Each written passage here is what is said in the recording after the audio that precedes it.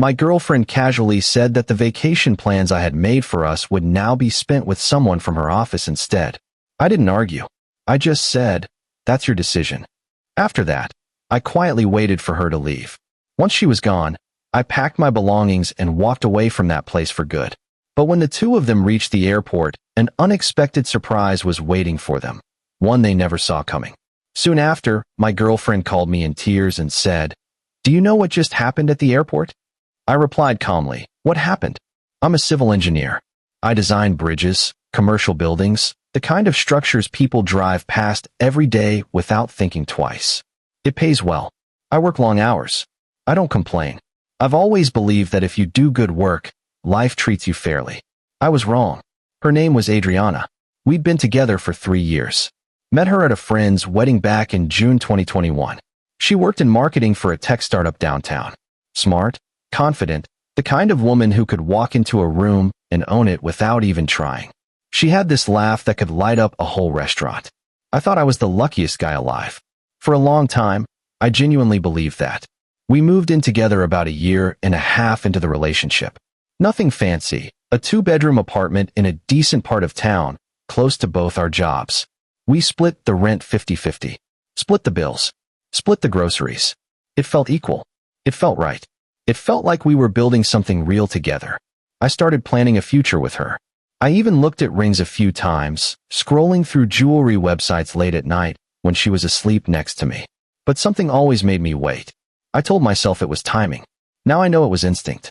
It was a Thursday evening in late September when everything shifted. September 21st, to be exact. I remember because it was my dad's birthday, and I'd called him that morning. I'd been planning this vacation for months. 2 weeks in Costa Rica.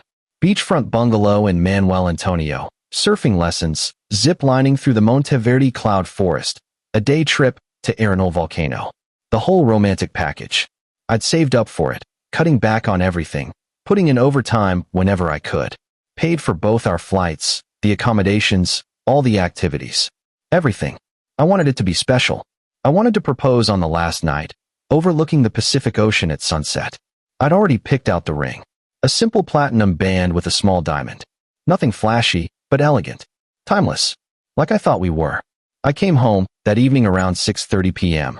She was sitting on the couch, scrolling through her phone, a half-empty glass of white wine on the coffee table. The TV was on but muted. She barely looked up when I walked in. "Hey," I said, dropping my work bag by the door. "How was work?" "Fine," she said, still looking at her phone. I went to the kitchen, grabbed a beer, and sat down next to her. I was exhausted. Long day dealing with a contractor who couldn't read blueprints to save his life. I just wanted to relax. "So," I said, cracking open the beer. "3 more weeks until Costa Rica. You excited?" She didn't answer right away, just kept scrolling. Then she set her phone down, took a sip of wine, and looked at me with this expression I'd never seen before. Detached. Cold. "About that," she said. "I'm still going. Just not with you." I blinked. "What?" "I'm going with Brendan. From the office." The words hung in the air. I sat there for a second, trying to process. Brendan. I knew the name. She'd mentioned him maybe a dozen times over the past few months. Some guy from her marketing team. Mid-20s. Always posting gym selfies on Instagram. "You're joking," I said. "I'm not. Adriana, I paid for that trip. For us. I've been planning it for half a year." She shrugged. "I know. And I appreciate it, I really do. But Brendan and I have gotten close lately, and honestly, I think we need to see where this goes. You've been distant. Distracted. I don't feel like you're present anymore. You're always working, always tired. I need someone who's actually there, you know?" I just stared at her. Distant? I'd been working 60-hour weeks trying to save money for a trip I thought would be the beginning of the rest of our lives. "So you're just leaving me for this guy?"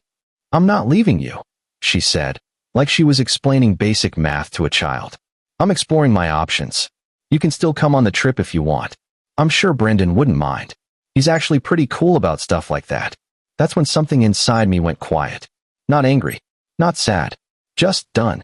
"That's your decision," I said. She looked surprised, like she'd expected me to fight. To beg. "That's it?" she asked.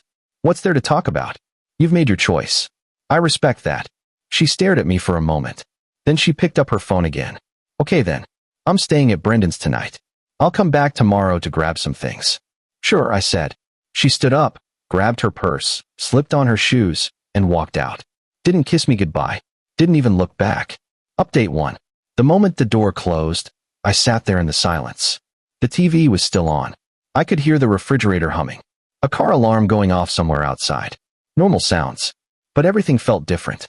I sat there for maybe 5 minutes. Then I finished my beer and started packing. I didn't pack her stuff. I packed mine. I moved methodically. Clothes from the closet. Toiletries from the bathroom. My laptop and chargers.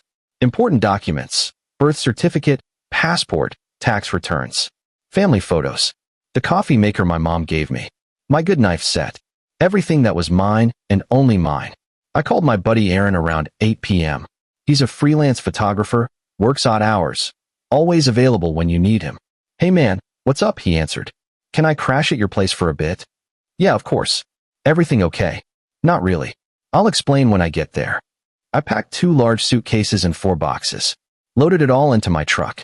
Left my key on the kitchen counter. I didn't leave a note. I got to Aaron's place around 11:30 p.m. He helped me carry everything up, poured us both whiskey, and I told him everything. He listened without interrupting. So what's your play? He finally asked. I'm done, I said. Completely done. Good, he said. She doesn't deserve you, man. I called the landlord first thing Friday morning. His name was Mr. Chun. I explained the situation, that I was moving out, that I wanted my name off the lease. He was cool about it. Sorry it didn't work out, he said. You were always good about paying on time. But here's the thing. I wasn't done. When I booked that trip, I used my credit card. Both plane tickets, the bungalow, the rental car, all the activities, everything was on my card, under my name. I'd kept all the booking confirmations in my email. At 1:47 a.m. Friday morning, sitting in Aaron's guest room with my laptop and that glass of whiskey, I logged into the airline website and canceled Adriana's ticket. Got a full refund minus a $50 cancellation fee. Worth every penny. Then I called the bungalow. A very pleasant woman named Carmen answered. Hello, this is Carmen with Paradise Beach Rentals. How can I help you? I explained the situation carefully. Told her there had been a change in my travel plans, that my former girlfriend would not be accompanying me, and that I needed to ensure only I was authorized to check in. I understand completely, senor, Carmen said. I will make a note in our system. Only you will be permitted to access the bungalow. If anyone else arrives claiming to be your guest, we will turn them away. I am very sorry for your situation. Thank you, Carmen. I really appreciate your help. Then I canceled my own ticket too. Got most of my money back. I wasn't going either. The whole thing was tainted. But Adriana didn't need to know that. I blocked her number. Blocked her on everything. Instagram, Facebook, Snapchat, LinkedIn. I wanted a clean break. Update 2. 2 weeks went by. I heard nothing from her. I assumed she'd moved on, was having a great time planning her little vacation with Brendan. I threw myself into work. Took on extra projects. Volunteered for the jobs nobody else wanted. Stayed late reviewing structural calculations. Started going to the gym at 5 a.m., lifting heavy, running until my lungs screamed. I needed to keep moving, keep my mind occupied. Aaron was a good friend during all this. He didn't pry, just let me exist in his space, made sure I ate actual meals, dragged me out for drinks a couple times. We'd sit at this dive bar called the Rusty Nail near his place, play pool, not talk about Adriana. It helped. I started looking at apartments closer to work. Found a small studio in a newer building. Signed a lease. Moved my stuff in. Clean slate. No memories attached to the walls. Then, 3 days before the trip was scheduled, October 11th, I got a call from an unknown number. I almost didn't answer, but something made me pick up. Hello. Hey, sweetheart, a familiar voice said. Helen, Adriana's mom. I'd always liked Helen. She was kind, straightforward, practical. Didn't tolerate nonsense. Worked as a nurse for 35 years. Hi, Helen, I said. I wanted to check in on you, she said. Adriana told me what happened. I'm so sorry, honey. Thanks. I appreciate that. She also told me something else, Helen continued. She said you two are still going on the trip together, just taking some space to figure things out. Is that true? I paused. She told you that? Yes. Yesterday. Said you'd agreed to still go, that you both needed the time away to reconnect. I laughed. Couldn't help it. Helen, I'm not going on that trip. And neither is she. Silence. What do you mean? I explained everything. The ticket cancellation. The bungalow instructions. How I'd walked away from the apartment, taken my name off the lease, blocked her, moved out without a word. Helen sighed heavily. Oh, honey. She has no idea, does she? Nope. Are you going to tell her? I figure she'll find out at the airport. Helen was quiet for a long moment. I don't blame you, she finally said. I raised her better than this. I'm so sorry she put you through this. You deserved better. It's not your fault, Helen. But thank you for saying that. We talked for a few more minutes. She told me to take care of myself. I promised I would. When we hung up, I felt lighter. Like someone outside the situation had validated what I already knew. I wasn't crazy. I wasn't overreacting. I was just done being disrespected. The day of the trip arrived. October 14th. Their flight was scheduled for 7:15 a.m. I woke up at 5:30, made coffee in my new studio apartment, and sat by the window watching the sunrise. I imagine them at the airport right now, probably running late, the way Adriana always did. Brendan probably annoyed about it. At 8:47 a.m., my phone started buzzing. A blocked number. Then another. Then another. 6 calls in 10 minutes. I ignored them all. Then, at 9:03 a.m., I got a call from Helen. I answered. She's losing her mind, Helen said. She's been calling me nonstop for the past 20 minutes. Absolutely hysterical. Apparently Brendan's ticket was canceled. The bungalow won't let them check in, and she's stranded at the airport with him, and he's furious with her. Huh, I said, taking a sip of coffee. That's unfortunate. She wants your number. She wants to talk to you. I'm sure she does. Are you going to unblock her? I thought about it. Yeah, I will. But on my terms. Helen sighed. You're a better man than most. Take care of yourself. I unblocked Adriana's number. Within 10 seconds, my phone rang. I let it ring 4 times. Then I answered. Do you know what just happened at the airport? She sobbed. Her voice was shaking, raw. I leaned back in my chair, completely calm. What happened? Update 3. She was hysterical, barely coherent. Between sobs, she explained that when they got to the check-in counter at 6:45 a.m., Brendan's ticket didn't exist. The agent told him there was no reservation under his name. Adriana tried to explain that it was my booking, that he was supposed to be on it. The agent kept saying there was only one ticket originally issued, and it was canceled 2 weeks ago, she cried. They said they couldn't help us. Brendan started yelling at them, at me, asking why I didn't check the reservations before we got there. He made such a scene. Security almost got involved. I said. That sounds stressful. We called the bungalow, she continued. We thought maybe we could just book new flights and still go. But they said the reservation was canceled, and they had explicit instructions not to let anyone but you check in. They said your name specifically. What did you do? I canceled your ticket, I said simply. And mine. I'm not going. And neither are you. Why would you do that? She screamed. I told everyone at work. Brendan took 2 weeks off. We have plans. You made plans with a trip I paid for, I said. A trip I planned for us. You decided to replace me like I was a piece of furniture you got tired of. So I decided to take my trip back. Simple. That's insane. You can't just. I can. I did. The tickets were in my name. The reservation was in my name. It was my money. My credit card. My months of planning. You don't get to steal my vacation and act like I'm supposed to just accept it. She went silent. I could hear Brendan in the background. Is he serious? This is insane. You told me this was handled. Where are you? She finally asked, her voice small. Somewhere you're not. Are you at the apartment? Nope. Moved out 2 weeks ago. Took my name off the lease. You're on your own for the full rent now. Good luck. You moved out. I told you. You made your decision. I made mine. She started crying again, but this time it was panic. Real panic. I can't afford that place on my own. The rent is $2,100 a month. I don't have enough saved up. I can't. Where am I supposed to go? Not my problem anymore, Adriana. Please, she begged. Can we just talk? I made a mistake. I see that now. Brendan's not. He's not what I thought. Can we please just sit down and talk? No. Please. You don't get to do this, I said, my voice firm. You don't get to discard me, humiliate me, try to take a trip I paid for with another guy, and then come crawling back when it blows up. I'm not your backup plan. I'm not your safety net. I'm done. I love you, she whispered. No, you don't. You love the idea of not being alone. You love the stability I provided. There's a difference. That's not fair. Fair. I interrupted. You want to talk about fair? I worked my ass off for 6 months to plan and save for that trip. I was going to propose to you on that trip. I had a ring picked out. And you just casually told me you were taking my vacation with some gym bro from your office.